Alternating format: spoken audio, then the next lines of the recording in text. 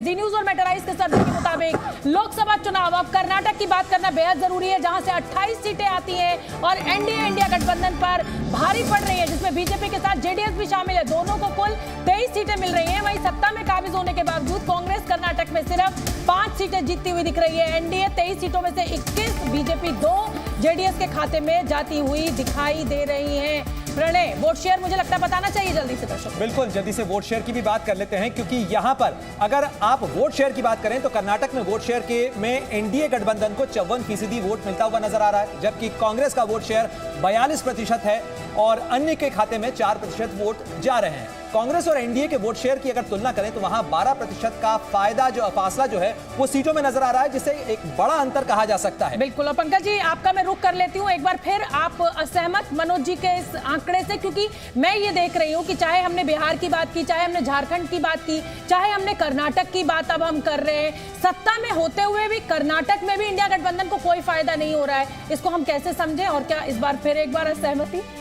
आपके opinion poll में तो फायदा नहीं हो रहा है, लेकिन पिछली बार भारतीय जनता पार्टी को वहां मिली थी कर्नाटक में 28 में से 25 सीटें। बिल्कुल, एक बात आप खुद ही बताइए सोचकर कि क्या इस बार 28 में से 25 सीटें, 20 सीटें या 15 सीटें भी पाने की स्थिति में भारतीय जनता पार्टी कर्नाटक में है? नहीं है। दक्षिण भारत में पैर पसारने के भारतीय जनता पार्टी ने काफी प्रयास किए हैं और अब वो दावा कर रही है कि तमिलनाडु में भी उसको बहुत सीटें मिलने वाली हैं, लेकिन पूरे दक्षिण भारत में एक कर्नाटक को छोड़कर बाकी सिर्फ तेलंगाना कांग्रेस में कर्नाटक को लेकर काफी कॉन्फिडेंट है पंकज जी। लेकिन मनोज जी, आपने पंकज जी को भी सुना, क्या आधार है कि आप ये कह रहे हैं कि पिछली बार से भी ज्यादा सीटें जो है वो फिलहाल बीजेपी को वहां मिलती हुई नजर आ रही है?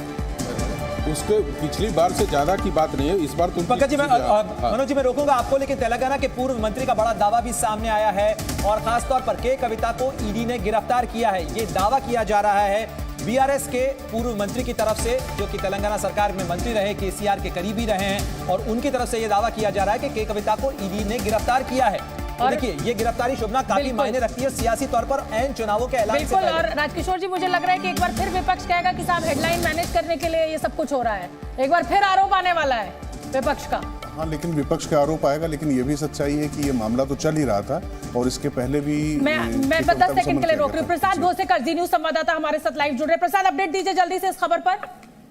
देखिए, अभी कुछ ही देर पहले भारत राष्ट्र समिति के पूर्व मंत्री वेमुला प्रशांत रेड्डी, जो कि केसीआर फैमिली के काफी करीबी है, वो बाहर आकर उन्होंने कहा है कि कविता का अरेस्ट हुआ है और उनको दिल्ली ले जाने की बात हो रही है।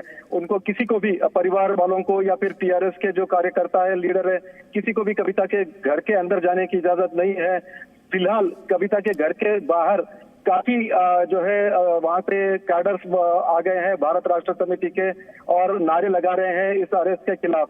तो अभी तक जो कंफर्मेशन मिला है, ये पूर्व मंत्री है वेमुला प्रशांत रेड्डी, जो कि भारत राष्ट्र समिति में वरिष्ठ मंत्री थे, कैबिनेट मिनिस्टर थे, उन्होंने कंफर्म किया है। ठीक है प्रसाद, क्या ईडी की तरफ से या किसी एजेंसी की तरफ से आधिकारिक रूप से किसी तरीके की पुष्टि की गई है? क्या गिरफ्तारी हुई है, हिरासत में लिया गया है या रेड हुई थी? देखिए, दोपहर में ही हमने खबर दी थी कि ईडी के कुछ अधिकारी कविता के घर आए थे। हालांकि इसके पहले भी पिछले साल आए थे, लेकिन आज काफी जो है दोपहर से ही हलचल थी, लेकिन ईडी के तरफ से अभी तक आधिकारिक तौर पर इसकी पुष्टि नहीं हुई है। ठीक है, बिल्कुल ठीक है प्रसाद, बहुत बहुत धन्यवाद आपका इस पूरे अपडेट के लिए। तो चलिए एक बार फिर से जल्दी से ओपिनियन पोल के आंकड़ों की ओर लौटते हैं और 24 की सरकारी ओपिनियन पोल जी न्यूज और मेटराइज का जो सर्वे है उसके मुताबिक लोकसभा चुनाव में आंध्र प्रदेश की कुल 25 सीटों का हम बात कर लेते हैं और यहाँ पर मुकाबला बेहद टक्कर का दिख रहा है। वाईएसआरसीपी को 12 जबकि एनडीए गठबंधन को 13 सीटें मिलती दिख रही है। प्रणय, बिल्कुल, और यहाँ पर भी जो आप देखिए अशोभना, इन तमाम राज्यों की जहां हम बात कर रहे हैं वहां पर एक सीट एडजस्टमेंट के लिए फॉर्मूला बीजेपी ने निकाला था, जहां टीडीपी के साथ में गठबंधन भी, एनडीए को उनको शामिल करना जो है वो इसमें शामिल रहा। और हाल ही में बीजेपी और टीडीपी ने और साथ ही जनसेना ने एनडीए को ज्वाइन किया, बीजेपी के साथ उसने गठबंधन को मजबूत किया और अनुमान यह है कि गठबंधन को फायदा इससे मिल रहा है।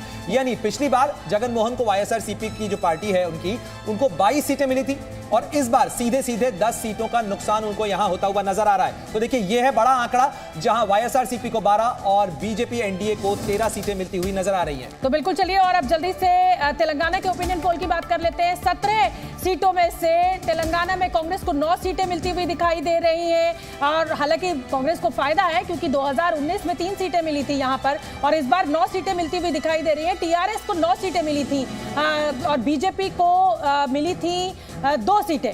तो अब कुल मिलाकर बीआरएस हो चुकी है वो, तो बीआरएस को यहाँ पर नुकसान हो रहा है लेकिन कांग्रेस को यहाँ पर फायदा होता हुआ दिखाई दे रहा है। एनडीए गठबंधन को 5 सीटें मिलती हुई दिखाई दे रही हैं। मनोज जी, मैं आपका रुख करूंगी और बताइए क्या आप इस आंकड़े पर कहना चाहेंगे, क्योंकि तेलंगाना में भी कांग्रेस की सरकार है। जो आपने अभी खबर सुनाया अरेस्टिंग की, यदि वीआरएस के कार्यकर्ता को सिंपैथी दिखा और ये आंकड़ा बदलेगा क्या?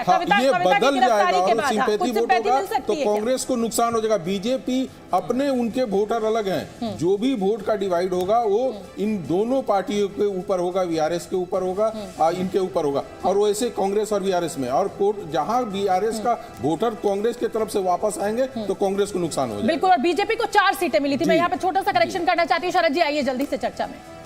देखिए ये जो आंकड़े दिख रहे हैं इसमें मुझे तो भरोसा नहीं हो रहा है, क्योंकि वाईएसआर कांग्रेस पार्टी अभी भी बहुत पॉपुलर है वहाँ पे और टीडीपी के सिर्फ बीजेपी के आने से इतनी इक्वेशन बदल जाएगी। बीजेपी की पिछली बार 4 सीटें थी, इस बार 5 दिख रही हैं, तो कोई बहुत बड़ा उसको फायदा होता नहीं दिख रहा है।